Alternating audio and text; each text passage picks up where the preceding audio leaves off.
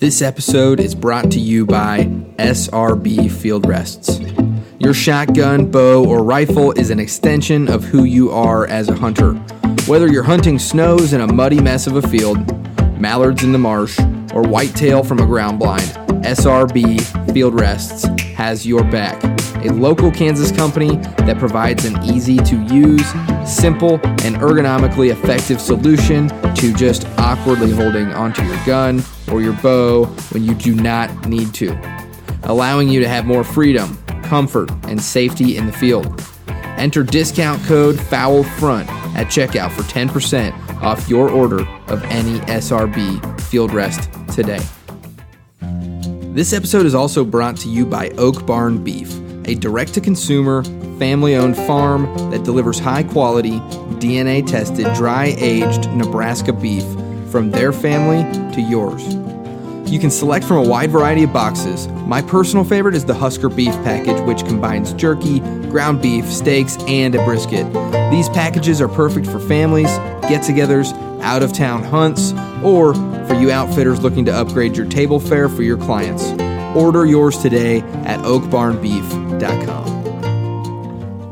And what's really important is that we band together, we speak with one voice. And I was like, you sure? Because I got two kids, I don't want it to ruin your hunt. And you're like, yeah, just coming home with me. Just take your time. Like I said, it would have killed a normal man, but I'm not normal, but you know. When you said, why do you want to talk about that? To me, it was kind of like, oh my gosh, there's so many different factors that go into this decision. Enjoy it for what it is. Every moment of it. If you're only going to shoot one duck. Welcome to the Foul Front Podcast, part of the Waypoint Outdoor Collective.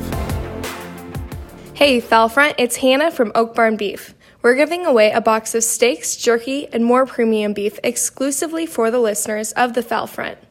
To sign up, head over to foulfront.com and click on the Oak Barn Beef giveaway tab to enter into this giveaway. Thanks, and we can't wait for you to try our Nebraska-raised and dry-aged premium beef. Well, hey there, Foul Front. Welcome back. Actually, I guess I'm welcome back, hopefully. I know I want to just get this out there right now. We missed an episode this week, and it's for a good reason, I promise. But we are back with our regular programming, and I am joined by Scotty this week. Scotty, what's up? Doing some brush work. Got a hunt tomorrow morning, so getting things ready. Yeah. Where are you hunting tomorrow? Good try. Nebraska. Now, Scott, you had a little incident this week. I think it's worth mentioning. I kind of want to hear the breakdown of how this whole incident went down. I didn't know about it. You didn't divulge it to me. I think maybe you were a little bit ashamed. But I called my dad today, and he gave me the scoop. I was not ashamed. I did nothing wrong. I'm a teacher, and we have the day off of school on Friday. Today this will come out tomorrow or today. Yeah. And we planned a little hunt with like 5 of us teachers. And so I'm an over planner kind of guy. I was sending out emails, and I was like, hey, we're going to do this and this, planning to go here.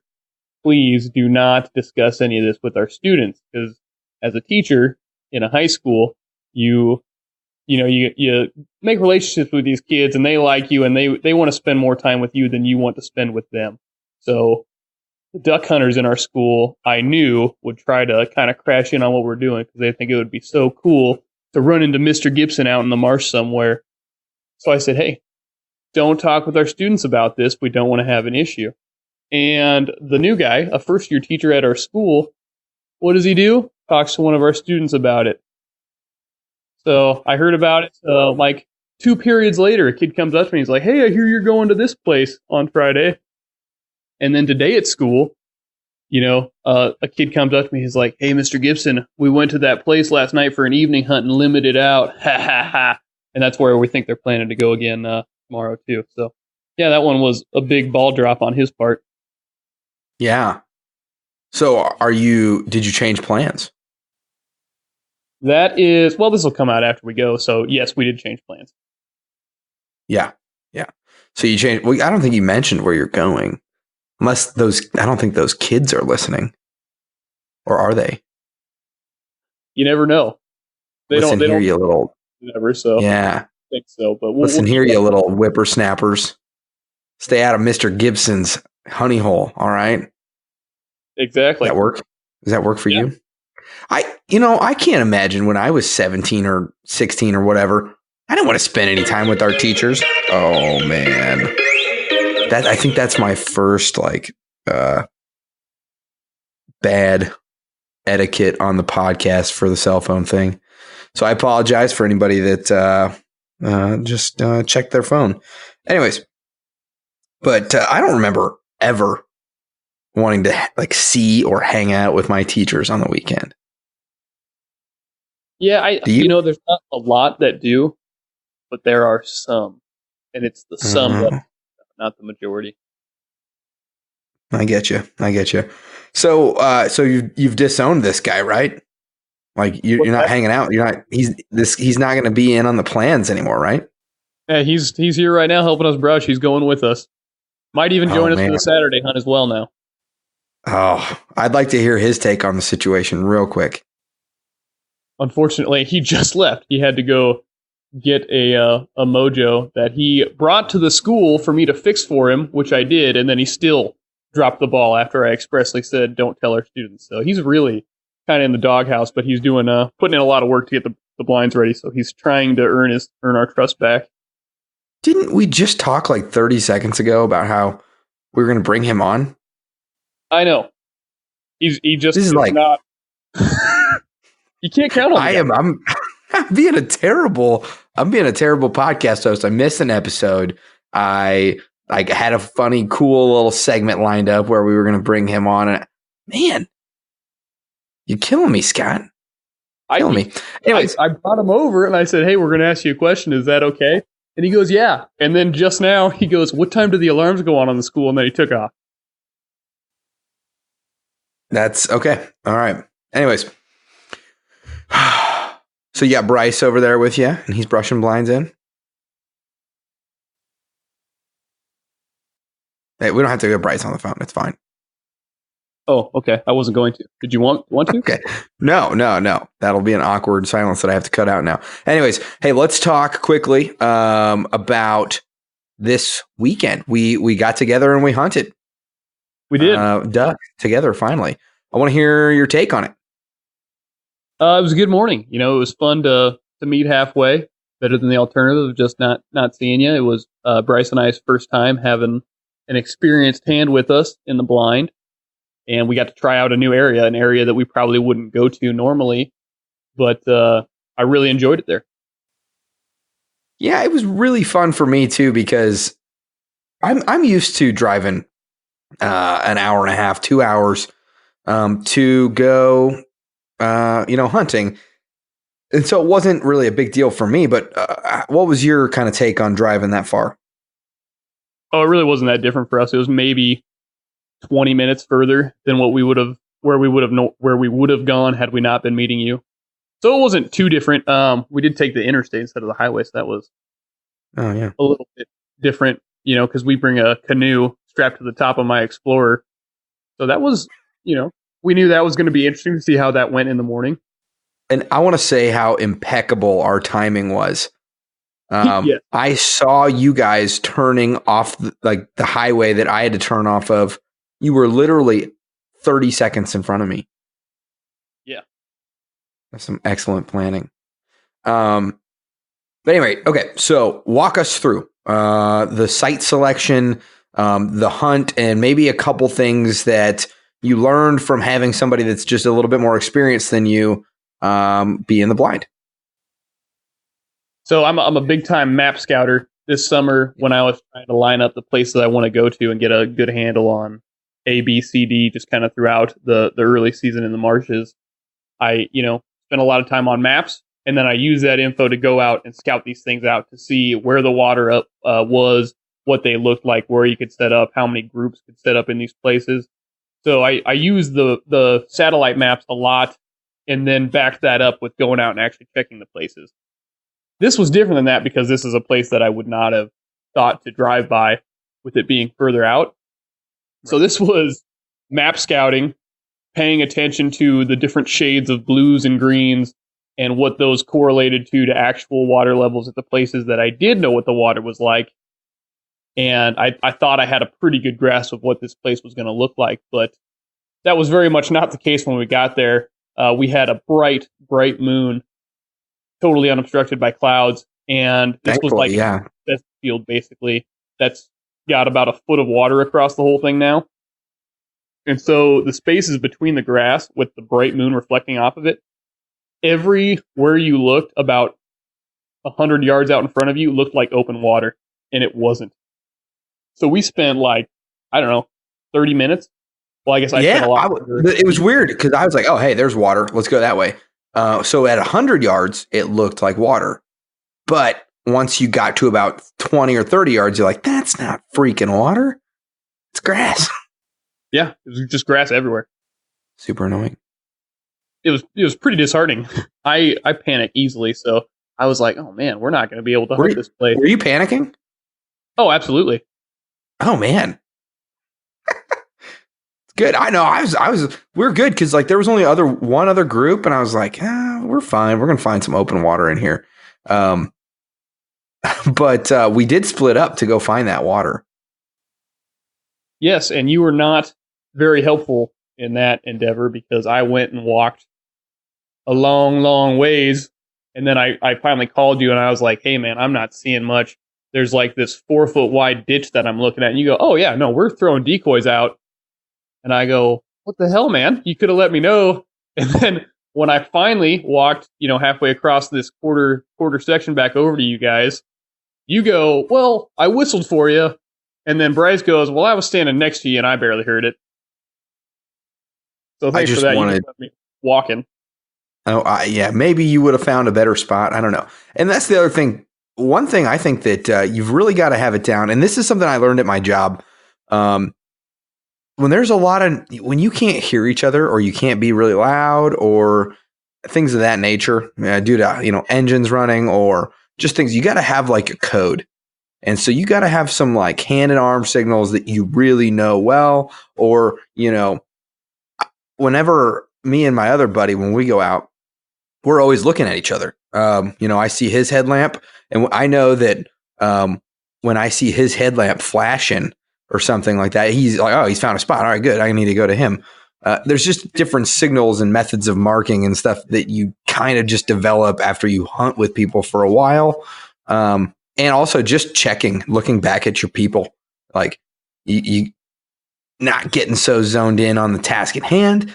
And then looking around and okay, hey, is Ben trying to signal at me right now? Because I don't know, I wasn't going to waste 5 minutes trying to flag you down. I did not think to call you because I didn't think you'd pick up, but yeah, we found some open water. And so we just started throwing decoys out and deciding where we were going to hide. And we figured, hey, it's not that big of a spot. He'll come find us. Yeah, we had great cell reception there, just so you know. Just so the viewers understand that it's not like we were so far out in the boonies that phones were futile. But anyway, I'll remember that next time. If I see a flashing light, I'll know to abandon my search. All right. Go ahead. Continue. We found our spot. We had a great morning. Bryce and I were in charge of the blind situation just because we didn't know if you were going to be leaving earlier or not. We ended up leaving at the same time, but our blind was not up to snuff. It looked good the weekend before when we were getting stuff together, and then in the bright moonlight, day of, knowing that birds are going to be seeing us, it didn't look so good anymore. So we spent a good amount of time trying to figure that out. The poles I was using didn't work so well in the mud. We ended up having to fit a kayak into it just because we were in, thigh deep water, and we had nowhere to set anything other than that marsh stand you had, but that wasn't going to be big enough for all of our gear for 3 of us guys. Yeah. So blind was not great, and that kind of led to a big takeaway for me on it. We had really light wind that day, and we set up to let the wind work in our favor, but it was a west wind, and it was a light west wind. We probably would have been better served setting up with the sun at our back Yep. to help us out with. I totally agree. If the wind is less than 8 miles an hour, I don't even care about the wind. And I don't know why I didn't let that influence my decision. We should have put the sun at our back. But we were playing, I think it was like a 10 mile an hour wind, wasn't it? It was right on the edge, like 9, yeah, something like that. Yeah, I made the decision, and without having seen the blind, I should have gone for. I did not want the possibility of them decoying, with their butts to us, and we really should have set up on that south side, but it was kind of a strange thing because the hole was a little bit more north and south than it was east and west. And I didn't want to set up on the south side. So I just chose the wind over the sun. So unreliable Dylan just got back. He was decoys and now he's just kind of standing around. Yeah. Well, let's get his take real quick on the blunder. Okay. Dylan, come on over, man. It's a little bit hard to hear on this, but lean in. I'm leaned in. Dylan. Yep. Hey, what's up, man? How's it going? Good. Haven't met you before, but my dad and all my friends. So we were talking a little bit about what happened this week, and I heard Scott's take. Now I want to hear your take. On the old hunting situation. The old hunting situation. Well, you see, I read the email. Don't tell everybody, but I had to find out for myself. Do these kids know anything about this spot? So there were a couple of them I thought maybe a little more trusty than the other one. I had them come on up to my computer, showed them, okay, what do you know about this spot? I said, well, they didn't tell me a whole lot, but I guess they got enough information to use and use well. I know that he actually. You were trying to do some. Fact gathering. No, I just showed him the email of it. I showed him the two places. What do you? You showed them the email that said, "Don't tell them about this." Yeah, that I did. So, would you do that again? I guess. I would do it again, but I would hope Scott would send me an email that's giving me a place that's empty, got no ducks at it. So I'd lead them, blindly lead them. Yeah, I think that's one thing we learned. I wouldn't trust myself at 16, so I'm not gonna trust one of these newer 16-year-old kids. You're probably right there. Yeah, but all right. Well, I hope you guys have a good. I hope you have a good hunt. I hope to be able to get out in the blind with you this year. So sounds good. All right, Scotty, shall we get back to the recap real quick? Yeah, go ahead. All right. I guess let's just fast forward here real quick. So we got through we got the blind set up, and we identified we need some more foliage. So we did the best we could, and then what? What do you got after that? Did you ask me a question? Dylan is messing around with the decoy, so I didn't hear you. Oh yeah, I said so. we got the blind all set up. It's shooting light. What do you got? Oh yeah. Great amount of birds in our decoys at shooting light, and we're looking out. It was pretty dark. I mean, it was hard to tell what exactly we had. I knew there was going to be a fair amount of pintails in the area, but I kind of thought they looked like just the way I could see their beaks and not being graded ID. They looked like canvasbacks to me. So it was probably a good thing that at shooting light they kind of all took off out of there. Try to take more than our limit of pintails. No, Scott, I think there were. I do. And it's strange because it was a prairie marsh, but I'm telling you right now, I'd put $100 on that in that group of 20 ducks that we had swimming around, there were some freaking canvasbacks in there because the bill was just absolutely unmistakable. Yeah, it really stood out to me anyway. Yeah, I'm telling you. And I don't ever claim to be an expert on any of that stuff, but I'd put $100 right now that there was groups of canvas back in there. So, all right, go ahead. Sorry. Yeah, there was a ton of birds before shooting light. Absolutely. So we kind of waited around, and we had a group come in, we knew the first group that came in, it was still, how first shooting light is. It's still a little bit dark. You can kind of tell what's going on, but not really. We knew that we had big ducks in front of us, and they worked in well, got into range. We took them. Each one of us knocked one down, it looked like, and we found them, and sure enough, pintails to start our day, which in Nebraska this year, limit is 1. So we knew that the rest of our day was going to be, we were seeing nothing but pintails. Yeah. But after that, there were some teal that worked in. You were out looking for a pintail still. Bryce and I took one of those each. And we had some other groups come in. I think the next group that started working us well was the one that I flock blocked on, as you called it, because I thought you flock blocked us, bro. I thought that you said, Scott, shoot him, like whispering at me. And it, like looking back on it, I don't know why I would think that's how you went about it. But I just remember you yelling, Scott, what was that? And I didn't get one out of the group. You both got one out of the group. Yeah. I had a good jam after the first shot. And you were not real thrilled with me. And then you go, I said, I thought you said shoot. And you go, no, you're going to know when I'm telling you to shoot. That was a learning experience. Yeah, that was fun. That was funny though, because you tried to flock block us, but me and Bryce still got a bird out of it, which was nice. Right. They were slipping in. They were slipping in from your side, and I said, I think you were messing around with something. I said, Scott, and then you just popped up, and bam! And like me and Bryce both looked at each other, and then we shot up and popped up and took a shot each. But anyways, it was fun because it was really fun to look down the line and have you you looked so sheepish. You were like, yeah, I know. Yeah, I felt pretty bad about that one. Nah, that's all right. That happens. You're just that guy now, though. So yeah, I guess.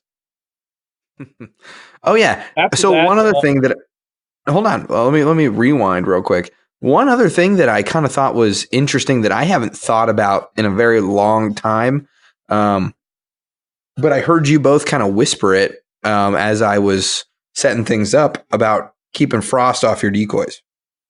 Oh yeah. Yeah, that was a new trick for you? Oh, absolutely, yeah. We were setting them up. It was a cold morning. It was below freezing. And, everything that we were touching that was wet had some frost on it. And you were saying, set the decoys, don't throw them, because if the water splashes on them, it's going to freeze, and then they're going to, shine for the birds. So that was something that I hadn't heard before and made perfect sense to me. Yeah, I got that from old Fred Zink.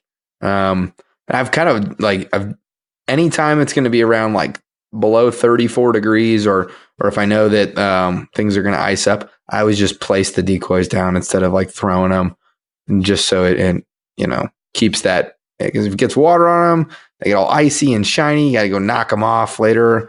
It's just not, it's just better. I think it's a good tactic. So I would agree. Yeah. Whatever you can do to look more realistic with your spread is going to help you out. We had a really good looking spread. I think we really did. We ran like 6 dozen decoys? Either 5 or 6. Yeah, it was a lot for the space that we were in. It was 6. Yeah, it was. Yeah. I think it was a good idea though. Like, it looks different. I think everybody else in that area had like 1 or 2 dozen. We were running. We had I don't know. How did you feel about that Rippler thing that you had? I don't know. I mean, I don't think it hurt us. I would say I think it helped. I think it would be much more impactful if you had like 6 of them in a spread that size, though. We just had one little spot of ripples. Yeah, I think on a 0 wind day in like sheet water, something that's not going to create its own ripples and all that other stuff, I think that's when you would use it. But comparing that rippler thing, it just vibrates in the water. It just kind of creates this strange, like it just looks like the water is agitated, which I think would, that's not bad. Any little breakup in the water that you can get is great. But how did you'd never hunted with a jerk rig before, right? No, that was my first time with that. And what are your thoughts on jerk rigs? I think that you mostly used it in an effective way, but I think if somebody was experimenting with it, which, I mean, you got to practice with stuff to get better at it.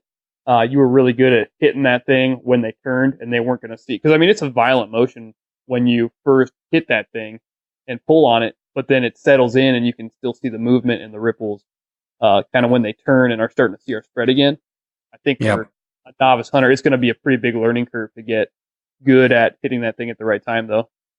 Yeah, I kind of do it as long as they're like 150 yards out. Like, I know that I can pull it and it's not gonna, like, they're looking straight at it and it's not gonna look too strange because it's still at a distance. And then on tails and tips, when I can see the tips of their wings or their tails, I'll pull it.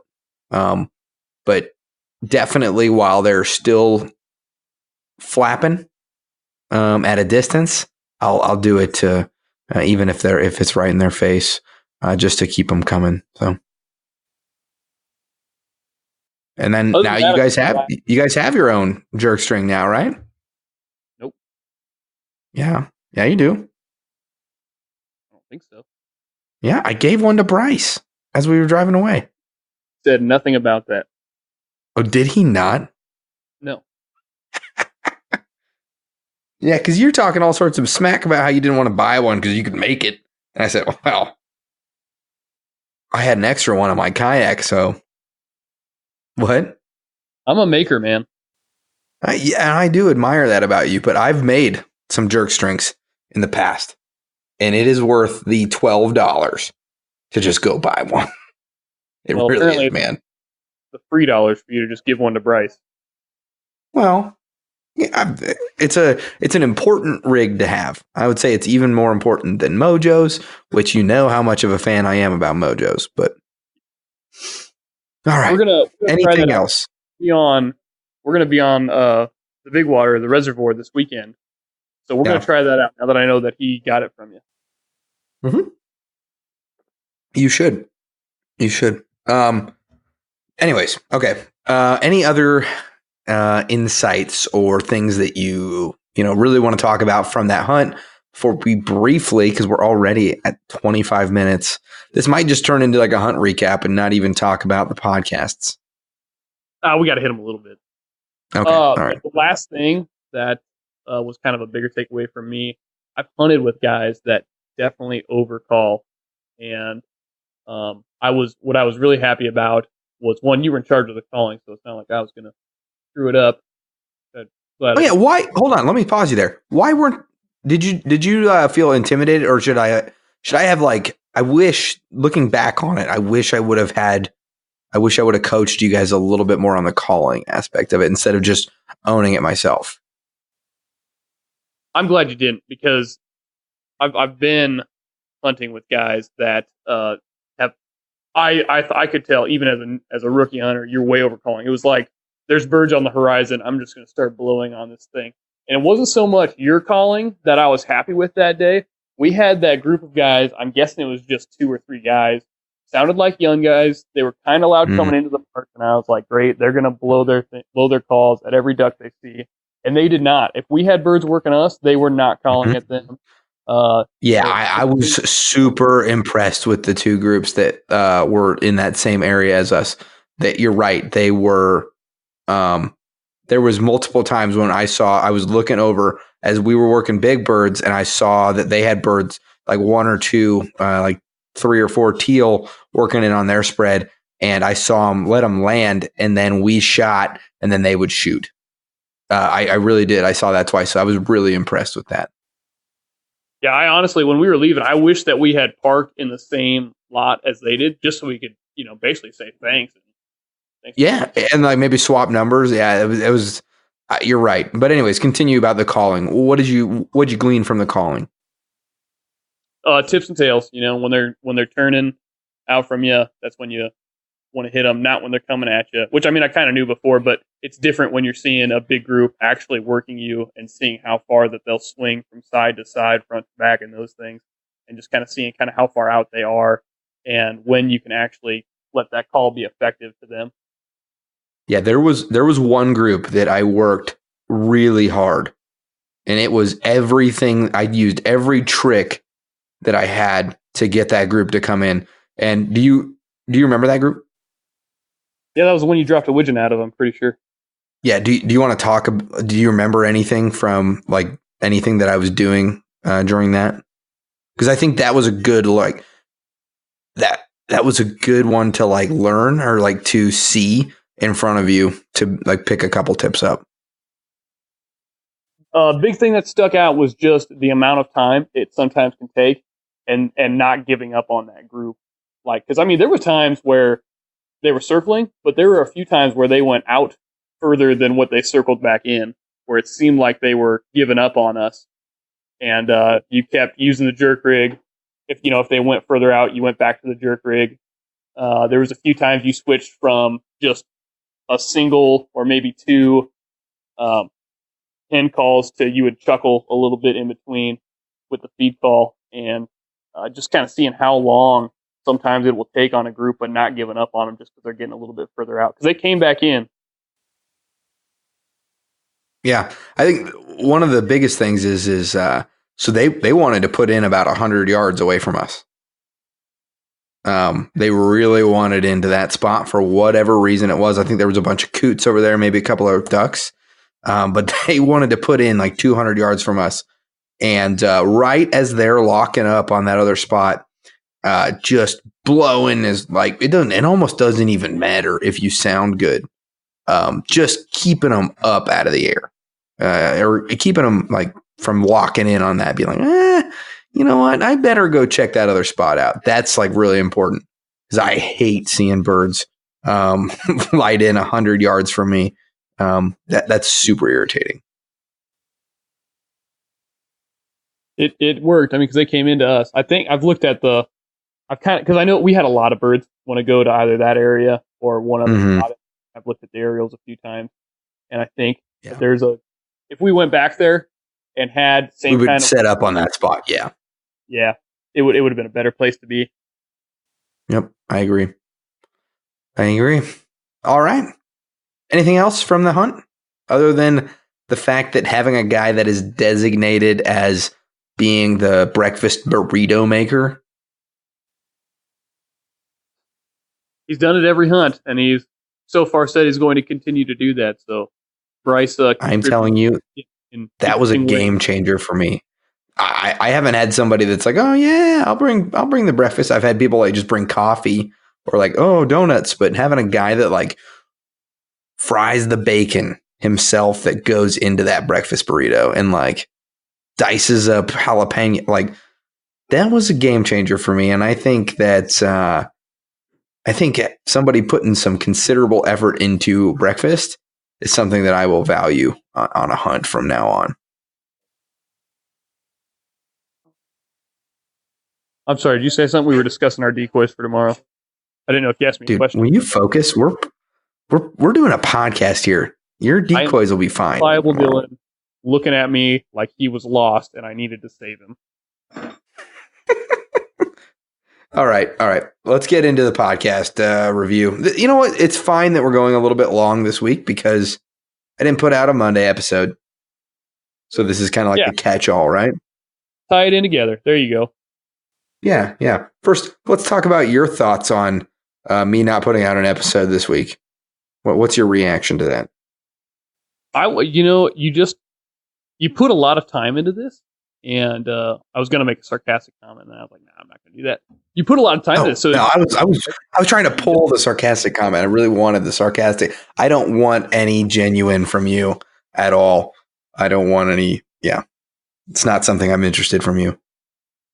Yeah, I was worried that you were just stricken with a terrible case of explosive diarrhea and could not find the time to get in front of your microphone or something. Yeah, something true like that. No, but yeah, I did. I definitely let, and I'm actually recording. This will piss some people off, I think. But the Foul Front Waterfowl podcast will be doing Deer Week next week. Because that's what I did. That's what I did this week. I was hunting deer. And I'm going to talk about it because I'm a waterfowler that's hunting deer. And I think that's still important to talk about how you can be kind of eclectic in that. And some of the things that I've learned now that this was my first real like stab at deer hunting since I've become a hardcore waterfowler. So, but yeah, anyways, thanks for being patient, everybody. And I have a really cool episode that I'm recording with Ian from Powder Hook about deer hunting this week. And we kind of have some really cool tales. But anyways, let's get into the podcast, Scott. Let's start off with you, man. What did you listen to this week? I listened to Meat Eater, listened to THC, MBM, and what's Remy Warren's? Cutting the distance. Cutting the distance. That's right. So yeah, let's start with Meat Eater, the one I was probably least impressed with this week. You said that. What was going on with that? You usually like Meat Eater, correct? Yeah, it was not real. There's nothing wrong with these podcasts because I mean you do it sometimes too. It's kind of what we're doing right now. But kind of at his level, I guess I was expecting a little more. It was just very overly conversational, and it had zero structure to it. Wasn't a big fan of it. Didn't hate it. Didn't love it. Didn't gather anything new from it. I'll be completely honest with you. I did not listen to the Meat Eater podcast this week. So what was the gist of it? There was not one. They just moved from top. Oh. I think it was Steven Ranella, Ryan Callahan, Giannis Patelis, a guy that they have. Spencer Newhart, maybe one of the guys that they have that writes a lot, but is also on the podcast with them every once in a while. Still makes a brief appearance. They ask him one question. Okay. Yeah. Cool. So not a fan. Okay. We'll talk about one that I know that you did not listen to. And I want to ask you why. You don't listen to the End of the Line podcast. Have you ever tried it? I haven't. I have a few that I've started listening to, and I'm kind of a routine guy. And so it takes a lot for one to break in. It took a long time for the Warden's Watch to break into my routine. And now that it has, I'm just like bummed that it's, every other week. I know, dude. I've been trying to convince him. Every week I talk to him. I say, you need to do a weekly episode. And he's like, I know, but he's stockpiling content and he's a very diligent man. He's very thorough, very likes to put a lot of effort into the conversationalism that he's going to be doing. He'll record things and then be like, I don't know if that's good enough. And he's an impressive man. He's an impressive man. So there's our plug for the Warden's Watch, but I guess we're not there yet. Anyways, End of the Line podcast this week. So Ramsey Russell, Scott, do you know who Ramsey Russell is? I do. Okay, good. So Ramsey Russell, he kind of has his own mini podcast inside of Rocky's podcast in the End of the Line, and it's like worldwide traveling because that's what Ramsey is. He's a worldwide duck hunting traveler. Anyways, he talks with Brandon Surecki of Boss today, and if anybody's not familiar with Boss, they're kind of the biggest thing in waterfowl right now, but they kind of cut through all the bullshit and talk about they get real about what it's like to be a business owner and really what Boss is all about and kind of how it came about. And I think just Ramsey has a really cool way of talking to people because people, if you don't respect Ramsey, you don't respect anyone. And so people will really open up to him and no one's going to BS Ramsey Russell. So anyways, that's End of the Line podcast. What you got next, Scott? Let's go with Remy Warren's Cutting the Distance. Liked it. He's got short podcasts, which are good a lot of times. Yeah. The one thing I like as much this week is usually he tells a great story that goes with the kind of advice or tip he's given you that week. That's what his podcast is all about. He wasn't as much of a storyteller this week, but the information he had about spotting and then stalking after was good information if you're a big game hunter. Yeah. One of the parts of my job or my former job is doing that sort of thing, but except not for deer, right? And utilizing optics and other type of equipment to scan the horizon and the landscape for the targets, and things that you're going to be looking for and, reporting on or calling indirect fires or casts on. And a lot of the stuff that he's talking about is stuff that they actually teach in the schoolhouse and the different scanning things. One thing that if you listen to that episode, one thing I want to give to everybody about using your binoculars, do not scan from left to right ever. Why do you think that is, Scott? No idea. So when you're reading, right, what direction do we read? Left to right. Left to right. We are really good at kind of picking up data and like missing in things, like filling the gaps and kind of just looking at large, piecing together little tiny bits of information and putting them into words and things that voice in our head as we read, right? So when you go from right to left, it actually makes you analyze things. It makes your brain actually, okay, I'm not skipping over things. Whereas when you go from left to right, you're really used to skipping that over. So when you go from right to left, at least and if you read from left to right, when you go from right to left, you are a lot more discriminatory about the things that you are looking at. So just a little tidbit. What do you think of that, Scott? I think it's I'm not going to tell you you're wrong. I mean, you went to Army school, so. All right. Next. What do you got next, bud? Let's go with THC, the Hunting Collective.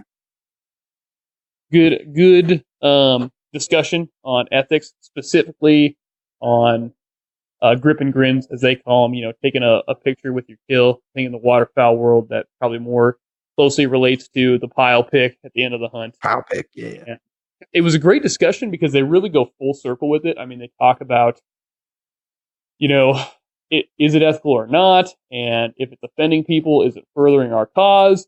And then it comes full circle towards the end when they talk about if it's something that you're passionate about, no one is going to change your mind. If they kind of come around to the idea of just do it. If it's something that you want to do and it helps to tell the story of your hunt in a way that makes sense to you, then you should do it because it's something that you're passionate about, care deeply about, and somebody's not going to get you to stop hunting because they disagree with it. So yeah. I like the discussion just because it goes full circle and kind of covers a lot of different perspectives. Yeah, who'd have thought you could talk for like an hour and a half about grip and grins or, animal selfies or hunt selfies or whatever they call them. Two things that I wanted to kind of address about that topic, though. First and foremost is like being an ambassador, right? And doing our way of life a favor in making sure that, like, dude, everybody go look at my Instagram, my Facebook. You're going to find some tailgate pics full of birds, 5-6 man limits. I like it. I can go through there and I can be like, oh, hey, I remember that day. That's the day we shot 3 redheads, 2 canvasbacks, and, whatever it was. And I can go back and it's kind of a good way for me to remember like the harvests of that hunt. And I know that that's not a great look, but like they said, they kind of addressed it. It's like, well, hey man, that's the in culture. It's kind of what we do. But the other thing I wanted to bring up with is, can I say the word a-hole on this podcast, Scott? I'm pretty sure it's your podcast. I'm going to say it. So if you have a child in the car right now, just go ahead and turn the volume down or whatever it is.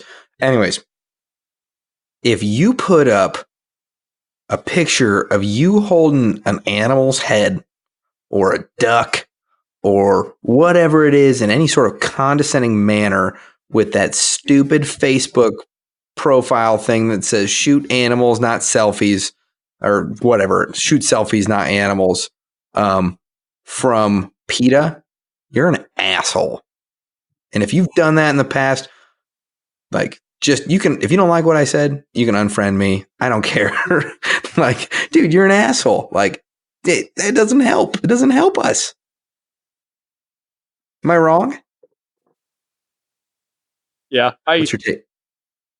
My take after listening to it is just kind of in between. I think I just joined Instagram, and I think what I like about Instagram is you can kind of do a series of pictures, and I think maybe the between is taking a few different pictures of the morning and have that first picture be your sunrise picture, and then show a brushed in picture of you in the blind having a good time with your buddies, and then end it with that pot pic. That's the way that the hunt's going to go.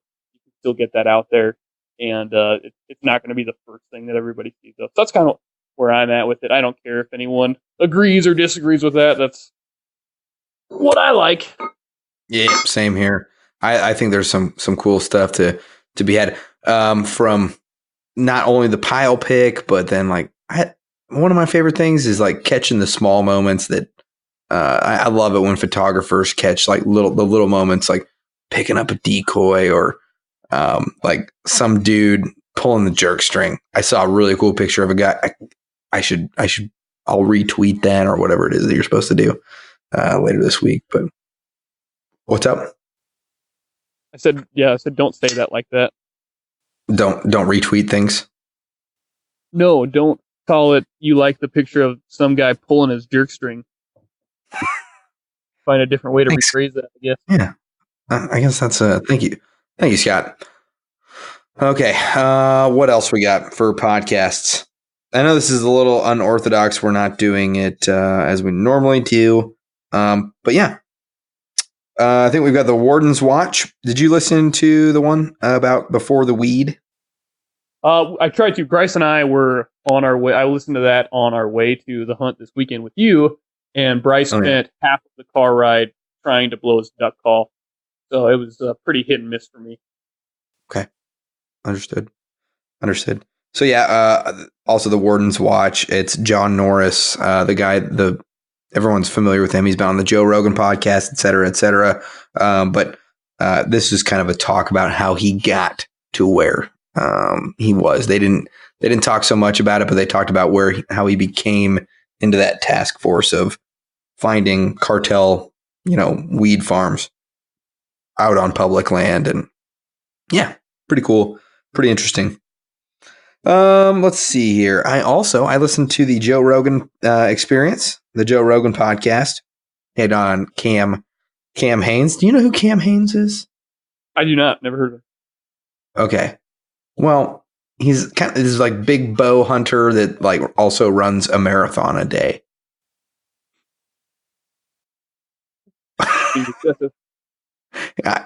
Right. Yeah, but like he's like super in shape. And definitely makes you feel bad. I think he's like 54. And he runs a freaking marathon every day. And he doesn't ever get hurt.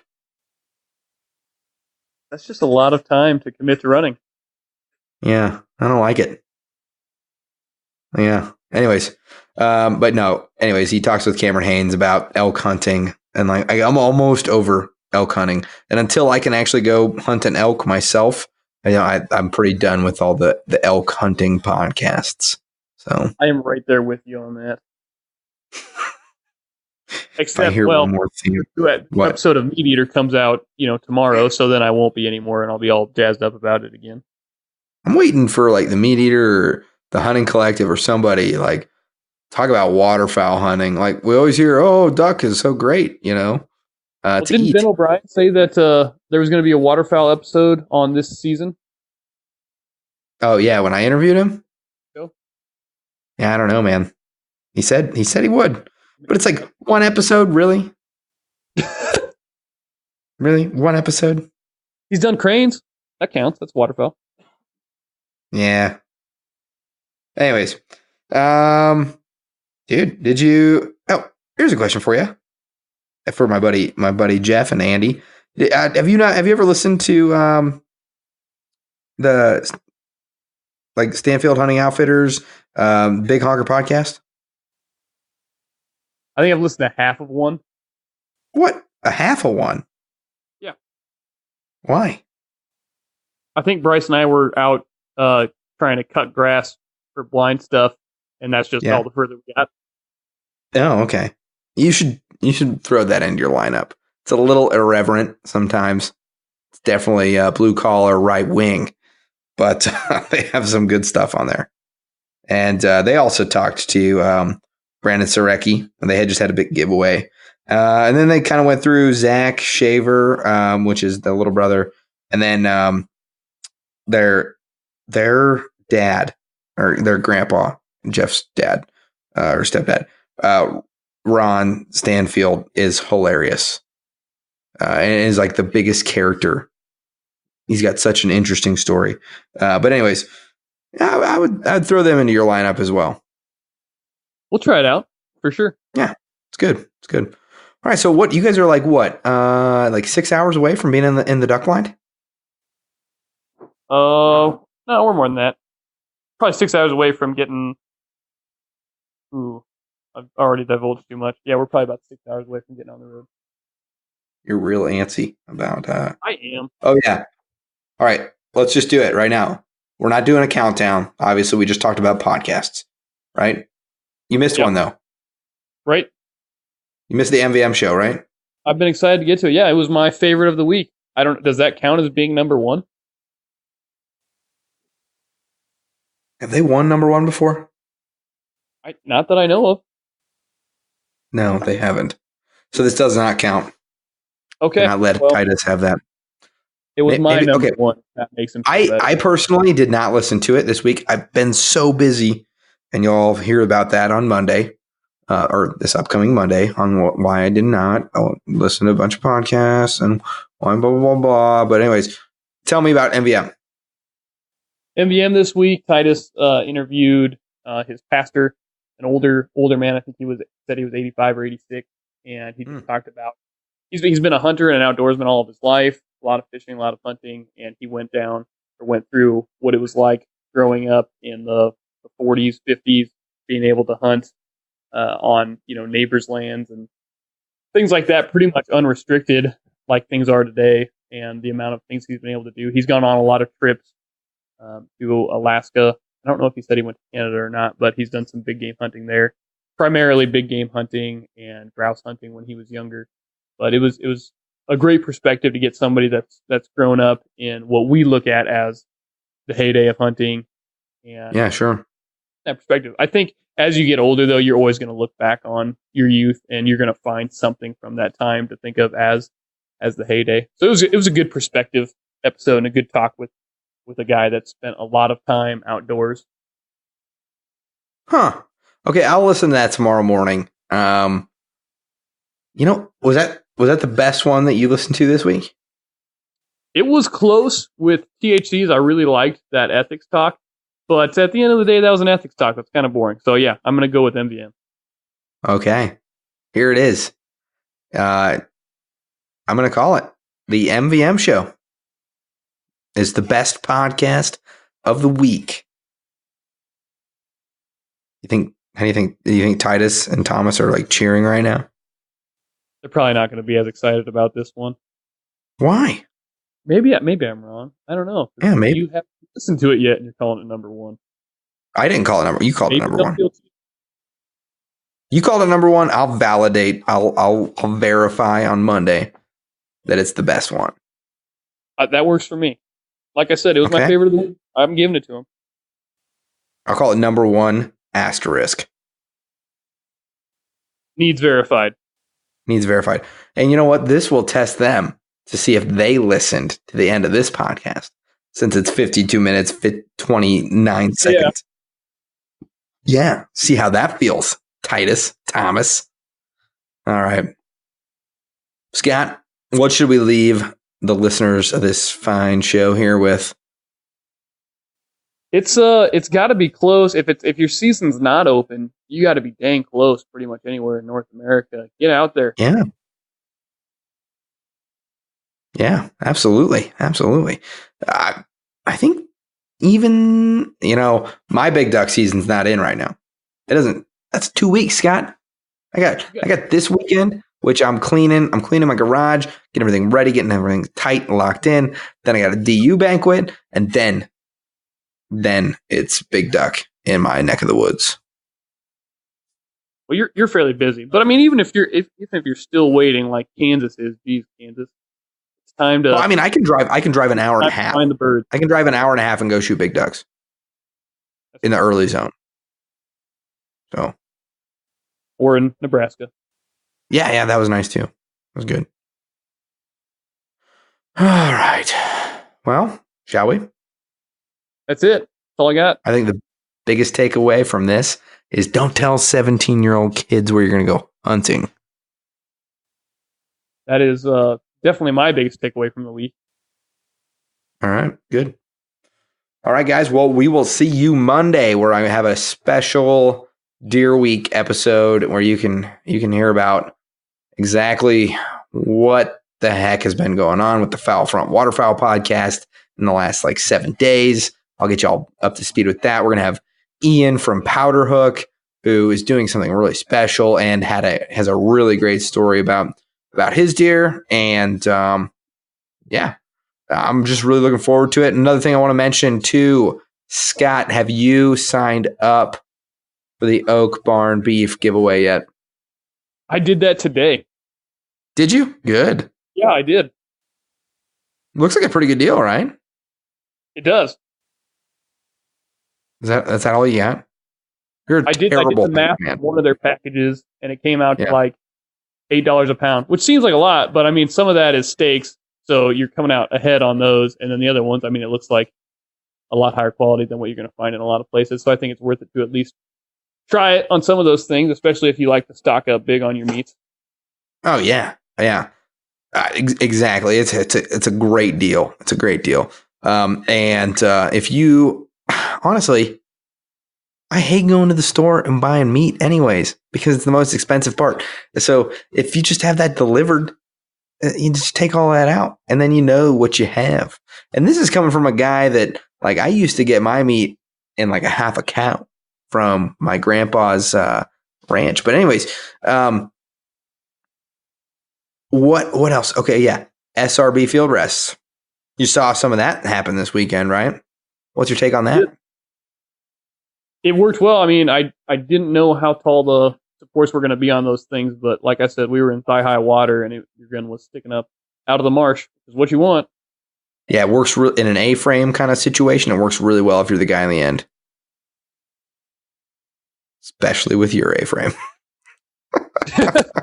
A-frame is a generous term. Loose. Yeah, generous term, of course.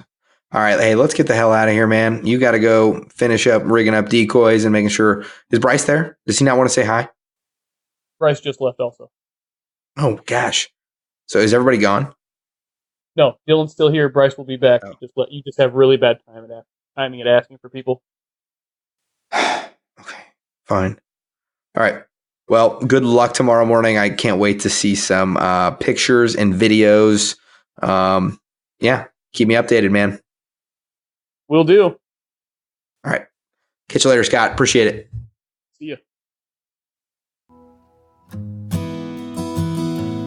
Thanks for listening to this week's episode of the Foul Front Waterfowl Podcast. Please come join us on our Facebook group, the Foul Front Waterfowl Podcast group, where you can connect with a good group of hunters, because we're all in this together. We need to act like it so that hopefully our great grandkids will be hunting ducks over our favorite public lands. We also ask that you go ahead and give us a written review on iTunes and give us 5 stars if you think we deserve it. And we really do want to hear back from you so that we can give you the best possible content. And if you get in on that Facebook group, you can get in there and you can ask questions and you can tell us what you want to hear next, or you can tell us what you don't like, and we'll be sure to tailor things to our listeners. So, all right, stay safe out there, and we will see you next week.